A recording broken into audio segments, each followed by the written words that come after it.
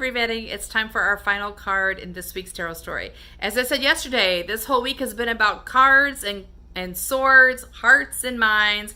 Today we're back on the swords. We have the Eight of Swords reversed.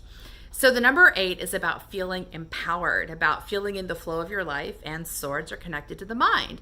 So this image is about drawing in the power of your mind, finding the power and the flow of your mind.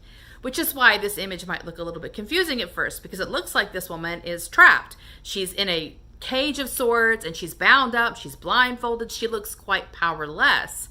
But if you look at the image just a little bit more closely, you see that what's binding her is not very impressive. She could easily just wiggle a little bit and that will fall away. She'll be able to take her blindfold off. There's a path straight out of this cage of swords. So what looks like an impressive trap is actually a kind of a pitiful trap. And that reminds us that when we feel trapped by the mind, it's really a delusion. The mind actually holds the key to the trap it's created. It just doesn't always realize it knows the way out. So really, it's about the mind relaxing a little, wiggling a little, getting a little flexible, and it will find its own way out. Actually, what I love about this card, and also I've said before, in the Swords trajectory, you find this a lot. This woman is standing in puddles of water. Water in the tarot is connected to the intuition. So that's saying that while she's standing here apparently trapped, her toes are in the intuitive waters, and that's communicating to her mind. It's helping her mind get flexible. So it's about the mind recognizing that intuitive giftedness, that support from the intuition, and allowing the intuition to guide it a little, to help it get a little bit flexible, get it light on its feet, so it can discover that what it thinks is trapping it is really only its own creation, which it can totally uncreate. So this card came to us reversed. And I'm going to say in this trajectory that we've had a lot of powerful moves of the mind. There's been a lot of shifting. In fact, one of our cards went from the Four of Swords to the Ten of Swords, a big shift forward.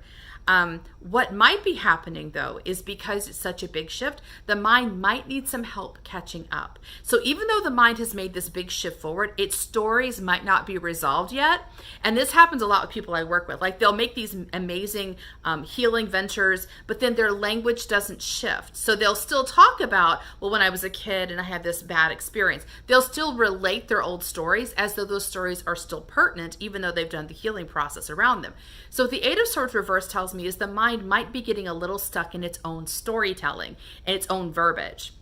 So consider the identities that you have been having for yourself and asking if they need to be updated. Or if you felt before that you were disempowered and there was an identity attached or some verbiage or stories attached, are you ready to help your mind release that story or rewrite that story, claim a new identity, or just go without identity, like letting your mind get freed up from the language it uses? Because people will say things to me and their language is not matching the reality in front of me. And I tell them, you look like you're happy, you're free, you're relaxed, but you're describing yourself as anxious or fearful or depressed. They don't seem to match. Which one is the truth? And they'll usually say, oh, well, the experience is the truth. I'm feeling good.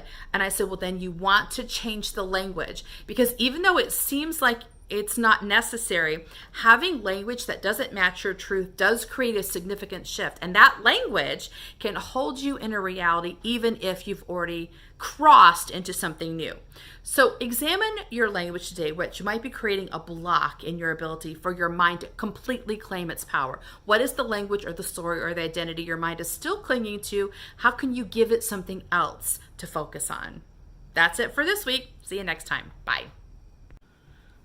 Hey everybody, I would love to acknowledge the patrons in my Patreon community for the month of September. Here they are. In this community, we have a lot of fun. There's a lot of exclusive content. I even have some giveaways I do every month. So if you would like to join, just follow this link here and I will see you inside.